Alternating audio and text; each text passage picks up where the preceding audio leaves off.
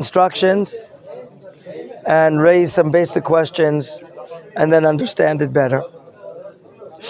After Eliyahu Navi is obstinate and he is not willing to change his hashkafa, change his methodology of Kiruv Am Yisrael, God says the following. Pasuk Tedva, verse 15, Vayomer Adonai Elav, Lech, Shuv ledarkecha midbar Damasek, Uvata umashachta et Chazael lemelech al Aram. What does one have to do with two here? Okay? He's commanded, if we understand the simple meaning, to go back cross country from Sinai to a different desert in Damascus, and there bring into power the new king of Aram. We're talking about Aram Damasek, right? There's Aram Tzova, Aram Damasek, Aram Narayim, but this is in Damascus, and we're asking ourselves, what does this have to do with anything? Question. Pasuk Tet Zayin, Shlichut number 2, V'eit Yehu ben Nimshi, Timshach lemelech al Yisrael, and Shlichut number 3, Vet Elisha ben Shafat me'avel mechola, Timshach lenavi tachtecha.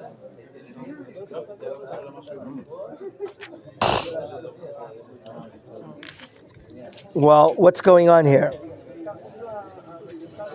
You thought that you ended your career. You thought that this was your last matter. You wanted to bring tshuva to Am Yisrael, but it didn't work.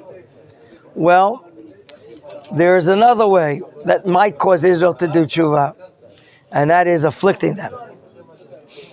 Namely, an enemy, a source of evil, will open up from the north, from the kingdom of Aram.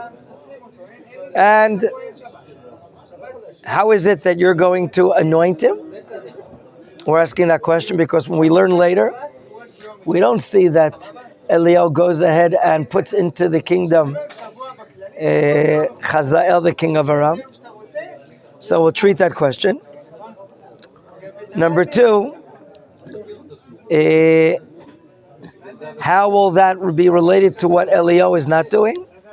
Well, it'll be that Chazael will penetrate into the Shomron, and he will be going to war, or at least threatening to go to war, and that might help Israel. When we're under fire, when we're under the gun, when we're under the pressure of an enemy, well, we see, what could it do? It could bring tshuva. It happened at Purim, okay? When Haman Rasha was taking power and became the number 1 minister of Achashverosh. Wow. And there's a decree against the Jewish people. What did it do? It brought us to be united, brought us to be collected together. We fasted 3 days and 3 nights, even on the holiday of Pesach, remember? On the dates of the fast, Ta'anit Esther. And we still haven't answered the question, how is it that Eliyahu is involved in this? We'll see. Question number 2 regarding Yehu ben Nimshi. Okay? Yehu ben Nimshi will be the next leader, it seems, over the Shomron, over the Ephraim or Israelite kingdom.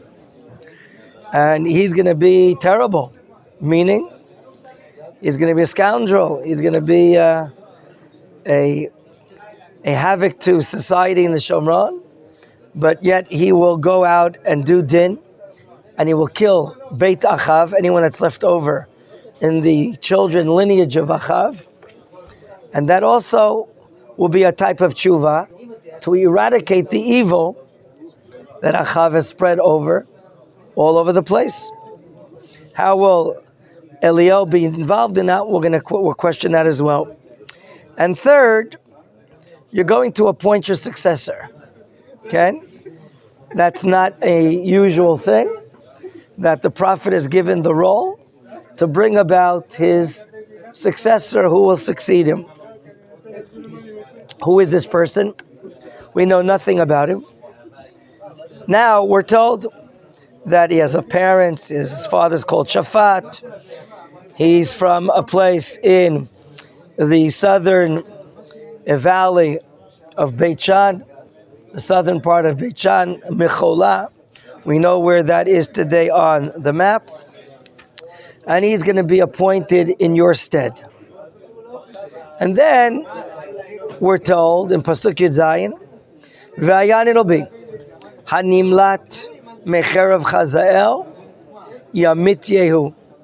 If anyone, let's say, from the house of Achav, that are destined to punishment for all the terrible things they did, and they didn't do tshuva, then if Chazael will not kill them, be rest assured that the new king Yehu will kill. And whoever will be escaping from Yehu will be killed by Elisha. Question is how we're going to see that. When we look at these three things, are they just random? These three missions? So I saw by one of Rav Ariel from the Golan, he says these three different misimot, objectives, jobs that Eliyahu has to do are really going to be activated in a way that Eliyahu Navi witnessed these dimensions of nature on Mount Chorev. For instance, Chazael, the king of Aram, he'll come with a stormy wind. Okay, and he'll come from so far, so fast. From Damascus, it'll be like we saw at Sinai, Sarah, the storm that Eliyahu Navi witnessed, but here against Israel. Number two, Yehu, the king of Israel, he will start killing anyone and everyone in his way. He's like going to cause an earthquake, okay? That will, miza'azeh tasipim, he's going to rock the boat so much, people are going to be so alerted and hurt. And that'll be like the rush, the thundering that Eliyahu witnessed right now at Mount Sinai. And the third job of Eliyahu is the appointment of Elisha as the prophet of Israel.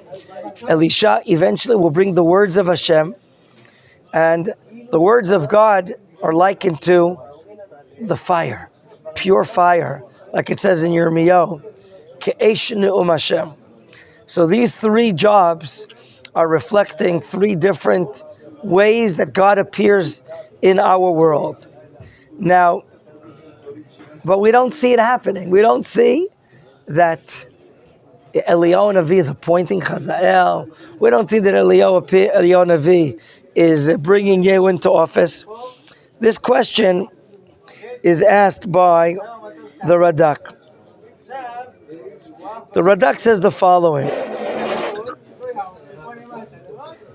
Behold, Eliyahu never anointed Chazael, and he never anointed Yehu. So what's this message? Go anoint him this, go anoint him that. HaKadosh Baruch Hu says, the Radak brings, it's a Midrash Chazal, regarding the zealousy, okay, that they left my Brit, I'm telling you right now, by way of these three, I will evict, I will bring about punishment for all those that left my Torah. And what does it mean that you're going to appoint or anoint Chazael as the king of Aram? The Radak answers, you will command Elisha. Elisha will be the prophet in your stead. He will bring about Chazael to be the king of Aram. And what will the king of Aram do? Terrible things. That'll be punishment for all those that you are convicting. So too, what does it mean regarding Yehu? Did Eliyahu Navi appoint Yehu as king? No. But you will bring a command to Elisha, and Elisha will what? Make sure that Yehu will be the king. And so too, one of the prophets was indeed the one that brought Yehu as king. So the Radak says, well, if this is the case, that Eliyahu Ha-Navi is not doing these jobs himself, then why did God command Eliyahu to go to the Damascus desert? He didn't appoint Chazael. So he says in an answer the following: Yitechen lefaresh ki kevan shalach midbar Damascus umatza bedarko Elisha ben Shafat. The answer is Eliyahu started going north towards Syria. But who did he find first? Who did he find first of all these three? Elisha. The Jordan Valley is way before going into the Damascus area. And since the prophecy was the appointment of Elisha last to Chazael and Yehu, but he found him first, from here Eliyahu understood the fact that I found Elisha first on my route to Midbar Damascus. That's a sign that via Elisha, these two will be anointed. These two will be anointed. So why did God mention Chazael to be first? Because the greatest revenge or a punishment against the Jewish people will indeed come through Chazael. That's his answer. Okay? There are those that explain, by the way, that Chazael and Yehu are really not jobs that Eliyahu Ha-Navi is responsible. Rather, what's being described here is what will happen to the Jewish people tomorrow, next year. Okay? Really, out of the three jobs, one job will be done by Eliyahu Ha-Navi, and that is appointing Elisha. But the other two are more a description of things that will be happening. They will be anointed. They will come and evict punishment to the Jewish people. That's how Rav Uzi Bininfeld, the son-in-law of Rav Druckman, explains. Okay, gentlemen, what happens, verse 18, as we come to the end of the chapter. Visharti b'Yisrael shivat alafim. It's not only Eliyahu Ha-Navi that's serving God. Rather, there are another 7,000 people. Interesting how God knows. He's the accountant. He knows how many people are serving Hashem here in the Shomron area. Kol ha-birkaim asher lo charu la-Baal v'chol ha-per asher lo nashak lo. 7,000 people here in the Shomron that are not serving the idolatry that's been proliferated by Achav and his wife. In other words, look at this, the positive side of the cup. There are still thousands of Jews that are not swayed away by the idolatry. Okay, we're told these facts. Eliyahu Ha-Navi is on his way, Pasuk Yutet. Vayelech misham, he's driving. Vayimtzat Elisha ben Shafat. Again, we're told his full name. V'choresh, he's a farmer. Shnei masar tzmadim lefanav, there are 12 pairs of ox that are plowing. V'hu b'shnei masar, the last pair are being guided by, in the field, by the tractor of Elisha. This is apparently his father's field. And it's interesting that if we asked ourselves, Eliyahu, can you tell me something about his father? Can you tell me something about, was he a plumber? Electrician? Was he a farmer? The Tanakh doesn't tell us anything about Eliyahu Ha-Navi. Eliyahu Ha-Navi, Eliyahu Tishbi, Eliyahu Giladi, that is it. What about Abba? What about Ima? Nothing. Here, in contrast, Elisha's he's a family guy. He's working for his father, agricultural work. This is the first time that Elisha has contact with Eliyahu? That's the first time. I thought he was a student like a long time. He was learning to So we said when you weren't here, that the Na'ar, we don't know if that was Elisha. We don't know. There's no proof. We saw the term Na'aro. It could have been someone else. We don't know. So here he is, the 12th pair of farmers. And what happens between them? Vayavor Eliyahu elav. He goes in front of him. Vayashlech adarto elav. Clearly, we're asking the question, what's the significance of spreading his cloak, his special aderet on him? And what does it mean? Clearly, we're thinking that he's taking Elisha under his wings. It's as if the coat of Eliyahu is now being spread over, like a wedding canopy spread over the Chatan and Kala. They're united, they're one entity. Okay? The Radak says, why was this used as a sign that Eliyahu is now taking under his wings Elisha? He wants to show that this matter is from God. And he should know that God right now, by Eliyahu's putting the cloak over him, Hashem is depositing inside his heart that right now you have to serve Eliyahu Navi. And therefore, it's an obvious sign. It's a sign that you're going to be like me. You're going to be a Navi. And you will be clothed with the prophecy of Eliyahu Navi. In other words, if Mr. Elisha now wears the cloak of Eliyahu Navi, that'll be a sign that he is going to be a prophet. And there's a pasuk the Ralbag brings from Sefer Zechariah. Vaya bayomahu yevoshu neviim ish mechzinyo binavato velo yibeshu aderet se'ar leman kachash. Here we see through a negative way that the false prophets will not wear the cloak of Eliyahu or someone like that. But from here we know that this leather cloak, aderet se'ar, made out of hairs of an animal, it was a typical special garment that a prophet in Israel would wear. If it was accepted this way, therefore the throwing of the cloak over Elisha, not as only hinting that Elisha will in the future will be a prophet, like the Mitzudot David says here, but he's hinting to Elisha that in the future you're going to inherit my role. You will be instead of Eliyahu Navi. You will be the Navi of the generation. Or the language of the Ralbag, Shien Navi v'yulbash nivuat Eliyahu. Literally says, you, Elisha, will be clothed with the prophecy of Eliyahu. In other words, you will absorb the prophetic level of Elisha. Did Chazal mention anything regarding Elisha before he became the follower, the student of Eliyahu? Did he receive any prophecy, anything like that?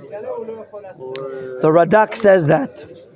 The Radak says that, in fact, Elisha was appointed at an earlier stage, and he himself appointed some other prophets.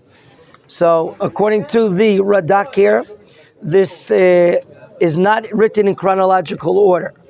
This meeting between Eliyahu and is a symbolic meeting that Eliyahu Navi is transferring over to Elisha certain powers.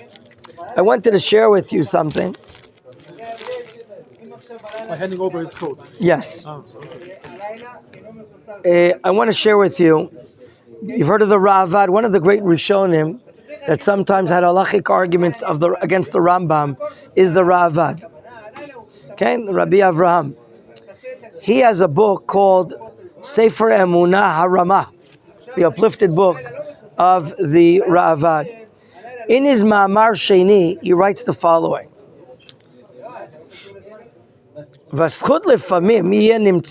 He's writing about prophetic powers that could be natural, that could be unique or special in a person, that's ingrained inside him. Okay? If I make mistakes, please correct me. והזכות לפעמים יהיה נמצא באדם מתחילת בריאתו ומעלת המידות כמוכם. There could be that a member of Israel has from the outset that he's alive, he has certain qualities, certain character traits that are special. Ukrayuil bo halimud. Aleph, when he does learn and apply himself. V'chevrat anashim chashuvim to'elet gedola miod. Furthermore, the company in which he is together with will be beneficial to this type of person that's so qualified. Lezet timtza la'akat hanaviim lifnei Shmuel alav hashalom. We read in Sefer Shmuel about an area that was the Academy for Prophets. Do you remember the name of the area? Ramah was a yeshiva, an academy for prophets. We would see there the word in orchestra, a flock of prophets in that area. Okay? Meaning there was a place which was a chabura, a group of people that they all helped one another to be able to be absorbing powers of prophecy. So too, the Ravat says regarding students of Eliyahu and Elisha, that they would be able to tack on, to absorb powers of Eliyahu Navi and Elisha. Certainly, their efforts and their quick powers to study is a very important thing. And these people would be educated with the proper character traits, okay? And they would have a great benefit with a very strong nefesh. Just like who? Elisha alav shalom. Elisha right now, when we're meeting up with him, he's not exactly inside this lofty yeshiva, sitting and studying prophecy, studying metaphysics. He's out in the field. He's a farmer. He's working for his Abba. In fact, it doesn't even seem to be in an important position. There are 12 pairs of John Dewey tractors plowing in the field, and he's number 12. He's not even number 1. He's not in row number 2. He's number 12. Okay? Is that what the only thing he's doing? Is that why the Tanakh is telling us this? So the Ravat says, Nachon, he's bothered with physical, material matters. Shnei masar tzmadim lefanav. 12 pairs of plowers. V'hu b'shnei masar. U'beremez me'at nimshach achar Eliyahu. However, with a little hint, you can see, and maybe it's hinting to what you said, that already formally was appointed to be a Navi, and now the matters are being consummated. It says, Vayavor Eliyahu alav, Vayashlech adarto alav.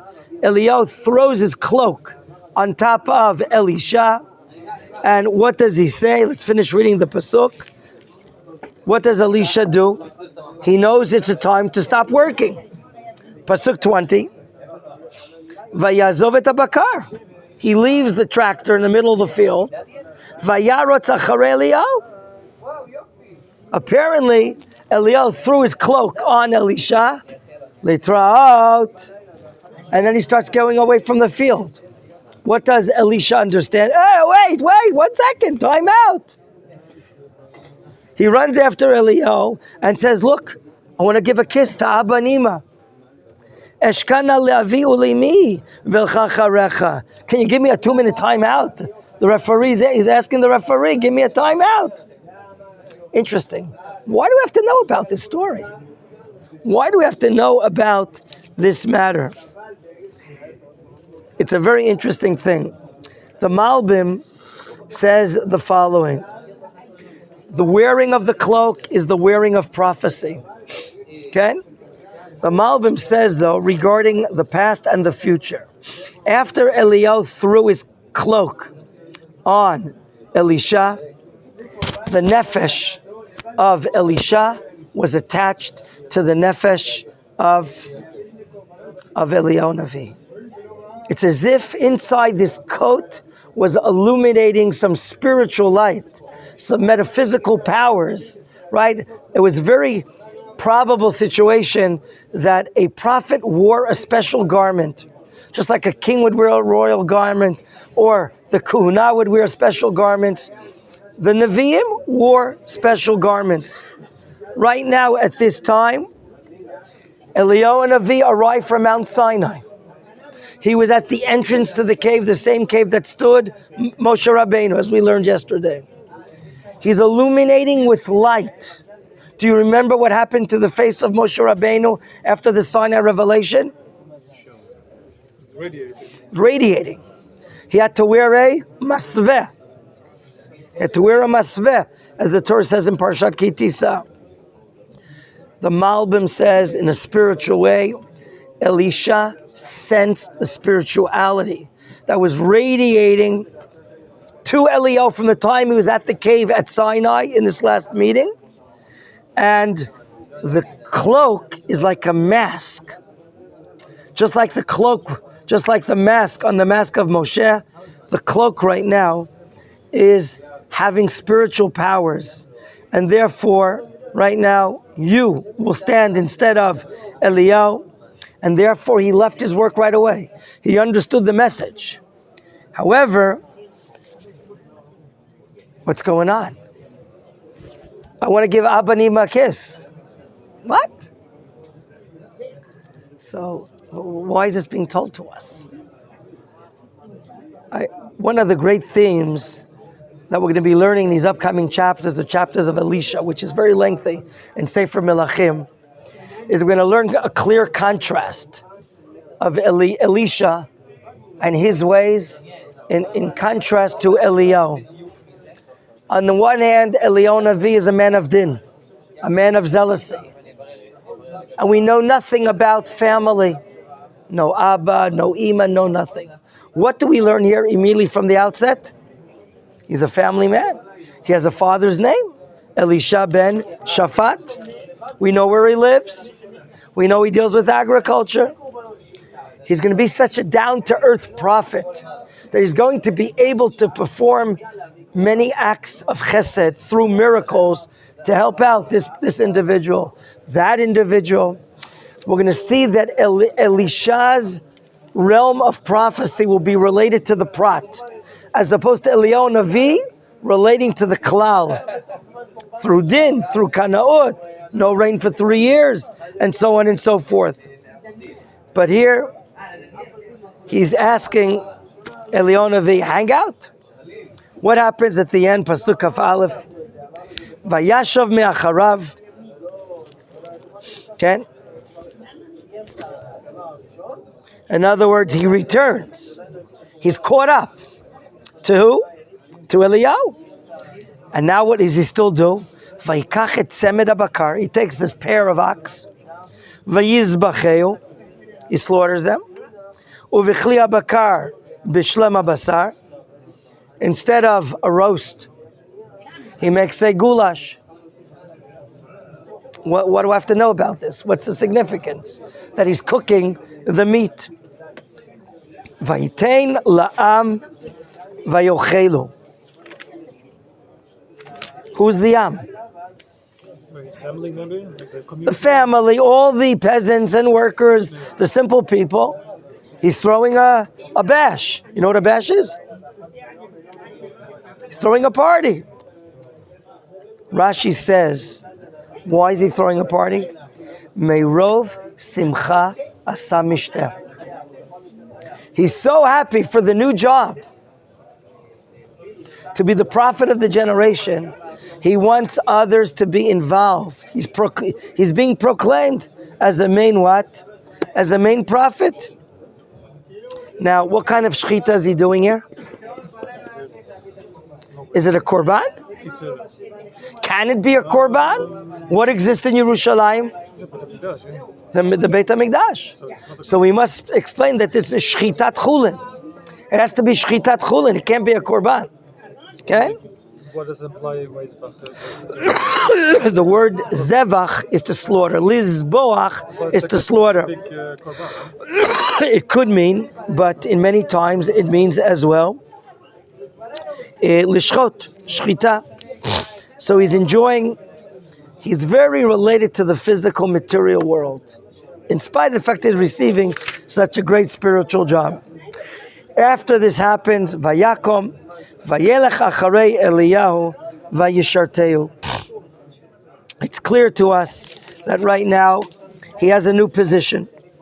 He has a new position, and what we did though is we skipped over something Eliyahu doesn't seem to be liking what's happening. We skipped in Pasukaf. Vayomer lo lech shuv ki masiti lecha. I didn't make anything. I didn't make it a matter of this. You want to come with me? Come. You don't want. You don't have to. Well, masiti lecha. It's like a weird type of answer.